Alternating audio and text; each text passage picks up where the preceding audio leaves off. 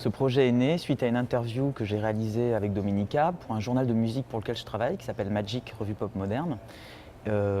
Dominica faisait une sorte de rétrospective de tous ses disques qui allaient ressortir. Et à la fin de cet entretien, je l'ai trouvé particulièrement intéressant dans ce qu'il disait, dans son approche de la musique. Et je lui ai demandé tout de go si il était partant pour que je le filme, parce qu'il allait partir en tournée pendant 1 an, où il allait rejouer dans l'ordre chronologique tous les morceaux de son premier album, qui s'appelle La Fossette, qui est sorti en 1992, et c'est un morceau qu'il n'avait jamais joué en concert. Et donc j'étais très excité par cette idée de voir à 20 ans d'écart, comment il allait réinterpréter tous ces morceaux qui ont été le début en fait d'une grande aventure musicale. Alors ça s'est fait progressivement. En fait, j'avais auparavant réalisé un film, enfin co-réalisé un film sur Brigitte Fontaine. Donc je lui en ai parlé. A priori, il n'aimait pas trop cette artiste. Il la connaissait mal. Il connaissait surtout son côté médiatique un peu excentrique, voire folle. Enfin, on l'a réduit souvent à ça. Donc j'ai quand même tenu à lui envoyer un DVD.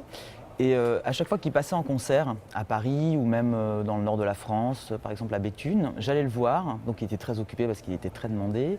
J'étais assez intimidé en fait. Donc, pendant plusieurs moments, je me suis dit j'arriverai pas à arriver au bout de ce projet, je suis trop mal à l'aise vis-à-vis de lui. Et puis à chaque fois que je le croisais après les concerts, je lui parlais des thèmes que je voulais aborder dans le film. Et je crois ce qui l'a déterminé à accepter Enfin, il y a eu 2 choses. Il y a eu d'abord qu'il a beaucoup aimé le film sur Brigitte Fontaine, ça l'a ému, surtout d'autant plus qu'il ne l'aimait pas, donc ça a provoqué chez lui vraiment une sorte d'envie de se lancer dans l'aventure. Et je voulais m'intéresser aussi à son rapport à l'écriture. Et je lui ai parlé de son éditrice Brigitte Giraud, qui est d'ailleurs dans le film. Et c'est ça qui a, je pense, aussi débloqué qui a permis, qui lui a fait accepter de tourner, parce que c'était un axe en fait où on ne l'interrogeait jamais, c'est-à-dire son rapport vraiment à l'écriture pure. Il a toujours eu du mal à s'autoriser, enfin il voulait depuis toujours écrire des textes comme un roman ou comme des nouvelles, mais il ne s'autorisait pas en fait ce statut d'écrivain. Donc pour lui, il était compositeur et il écrivait des chansons, mais pour lui c'était très important l'écriture parce qu'il aime beaucoup lire, il lit tout le temps en fait. Et ça en faisait une montagne en fait. Et finalement, avec son premier livre qui s'appelle Y revenir, ça lui a ouvert en fait une porte qu'il n'arrivait pas à ouvrir jusqu'à présent. Donc maintenant, d'ailleurs, il va sortir aussi un nouveau livre au printemps 2015. J'ai vraiment travaillé l'écriture de ce documentaire. C'est-à-dire que en fait, j'avais travaillé avec une cinéaste qui a 90 ans, qui est assez incroyable, qui s'appelle Yannick Bellon.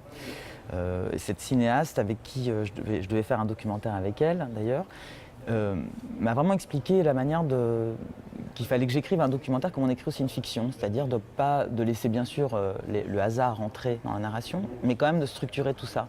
Donc je suis parti de cette idée que les morceaux révélaient des choses d'une manière beaucoup plus poétique, sensuelle, intime ou abstraite que ce que pouvait dire Dominique. Donc je suis parti avec des thématiques comme l'amour, les espaces. Il y a une chose qui s'appelle Close West, qui parle de l'idée d'un ailleurs.